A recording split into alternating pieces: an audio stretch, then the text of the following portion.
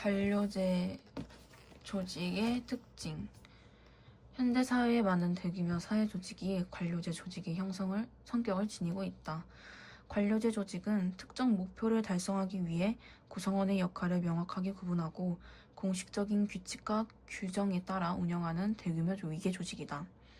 관료제는 대규모 조직을 효율적이고 체계적으로 관리할 수 있다는 점에서 현대사회의 일반적인 조직 형태로 자리잡고 있지만 여러 가지 문제도 있다. 먼저 관료제의 특징, 업무가 분화되고 전문화되어 있다. 대표적 관료제 조직인 정부나 기업 조직은 부서별로 하는 일이 뚜렷하게 구별되어 있다. 이에 따라 업무 수행의 효율성을 높일 수 있다. 위계서열로 지위에 따라 권한과 책임이 명확하게 규정되어 있다. 관료제 조직은 피라미드 형태를 띠며 더 많은 권한과 책임이 있는 소수 상급자가 다수 상급자를 통제하고 감독한다. 인간관계가 몰인격적이다.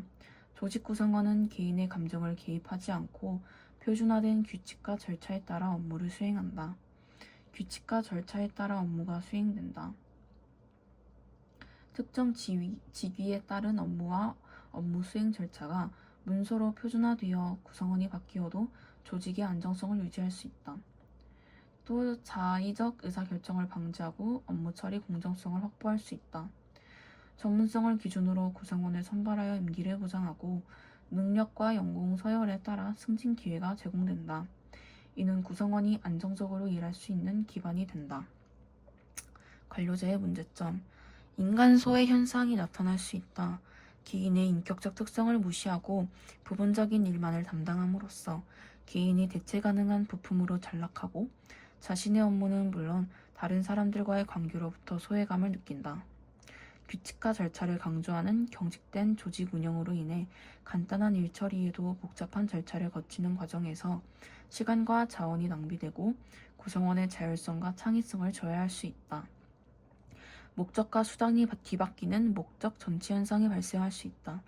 조직의 목표를 달성하기 위해 규칙이 만들어졌지만 규칙과 절차를 따르는 데 집착하여 규칙을 지키는 것 자체가 목적이 돼버리는 것이다. 또 표준화된 업무 처리로 창의성이나 융통성을 발휘하기 어렵다. 권력의 독점과 남용이 발생할 수 있다. 위계서열화로 소수에게 권한이 집중되어 구성원 사이의 의사소통이 왜곡되고 권력을 독점한 소수가 자기 이익의 실현을 위해 조직을 이용할 위험이 있다. 무사안일주의가 팽배할 수 있다. 임기가 보장되고 연공세월에 따라 승진이 이루어지므로 주어진 의무에만 충실하여 소극적으로 업무를 수행할 수 있다. 또 기득권 옹호를 위해 변화에 저항하는 경향도 생긴다. 탈관료제는 관료제 조직은 대규모 조직엔 적합하지만 빠른 변화에 창의적이고 신속하게 대응하는 데 한계가 있다. 이처럼 관료제의 정형적인 문제를 극복하기 위해 대안적으로 나타난 새로운 조직 형태를 탈관료제 조직이라고 한다. 탈관료제 조직들은 수평화되거나 네트워크화되는 경향을 보이고 있다. 이러한 탈관료제 조직은 환경 변화에 유연하게 대응하면서 조직의 목표를 효율적으로 달성하도록 한다는 장점이 있다. 하지만 조직의 안정성 유지가 어렵다는 한계가 있다. 수평화는 관료제의 엄격한 수직적 위계 구조를 완화하거나 제거하는 방향으로 조직을 운영하는 것이다. 네트워크화는 조직의 물리적 경계를 벗어나 조직 기능을 핵심 역량 중심으로 조정하고 다른 외부 기관과 협력하여 나머지 기능을 수행하는 것이다.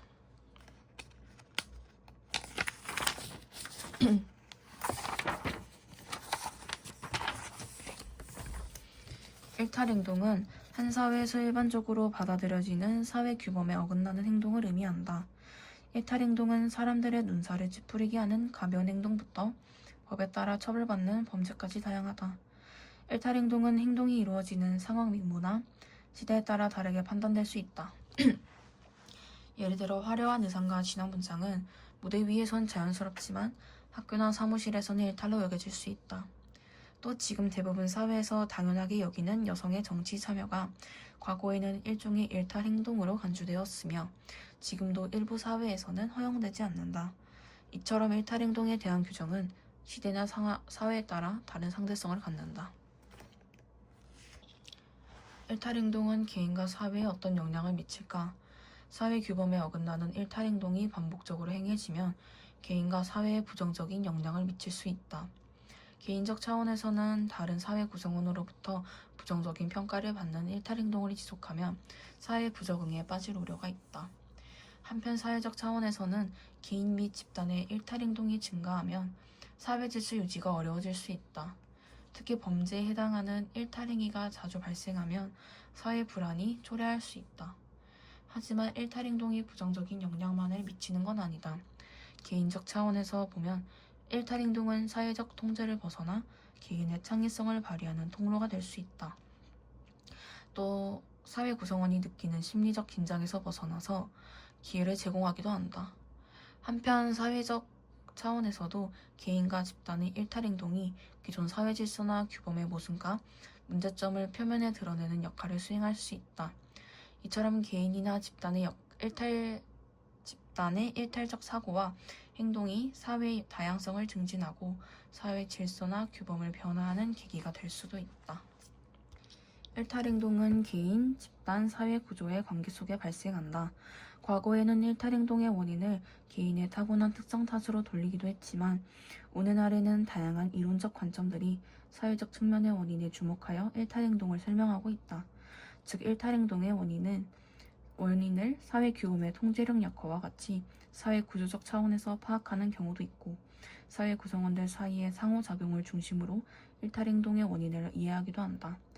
한편 일탈행동에 대한 이론적 관점은 일탈행동을 판단하는 절대적 기준이 있다는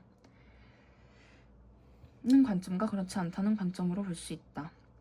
전자의 경우 어떤 행동이 일탈행동인진 이미 정해져 있다 보기 때문에 일탈행동 자체에 대해 의문을 제기하기보다 누가 왜 일탈행동을 하는지에 대해 더 관심을 기울인다.